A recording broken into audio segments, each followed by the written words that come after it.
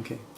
Hello there, my name is Terry Tobias. I've been asked by the Mi'gmawei Mawiomi Secretariat to make a few comments about a piece of research that MMS is taking on and asking people in the community of Listagouche and other Mi'gmaw communities in the region to participate in.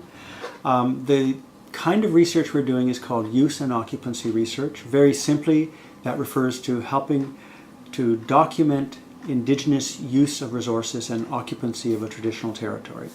The particular kind of research we're doing is called a use and occupancy map survey. That's just a fancy word. Again, it's a land use mapping exercise where people sit down and document in map form and on an audio recording where they've used the land over their lifetime in very significant detail for lots of different activities: fishing, hunting, trapping, berry picking, and so on. So this use and occupancy research and the mapping method that we're using in Listagouche is a method that was actually invented by Indigenous people in Canada 40 years ago, when the case law got to a point where Indigenous people had to start proving that they have a dependence on land, that they use land for comprehensive claims and other uses. Now, use and occupancy research is a kind of mapping that focuses on Indigenous use of the land. It is based on individual interviews where people come in and they do a one-on-one interview and carefully mark create a snapshot picture of their life on the land in map form, almost like a photograph. So MMS contacted myself and I have a very, very small company based out of Vancouver called Tobias and Associates. And the reason MMS contacted us is because we have had many years of experience doing this kind of work with Indigenous communities. I've been doing this work for over 30 years full-time.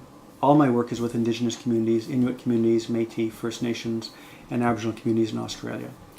A few years ago, the Union of British Columbia Indian Chiefs and another NGO, non-government organization named EcoTrust Canada, asked me to research and put together a methods textbook, best practices on how to do this land use mapping. And this is the book that was 7 years in the making. So this is a step-by-step, very detailed treatment of how to do this mapping and how to do it to the highest standards. The reason I'm emphasizing this is that the mapping we're doing in Listagouche is going to follow all of the rules and all of the conventions and all of the guidelines in that book.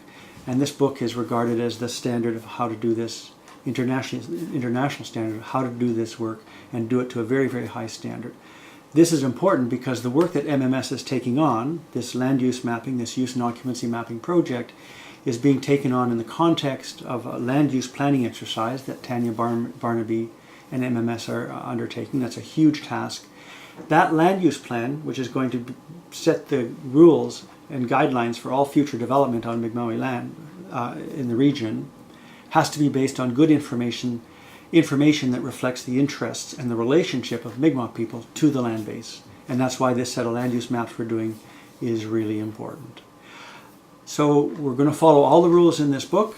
We're doing this mapping to the highest of standards so that the final maps that Listagouche has never ever gets dismissed at a negotiating table, never gets thrown out of a court case, has to be taken seriously even by people who don't want to take it seriously.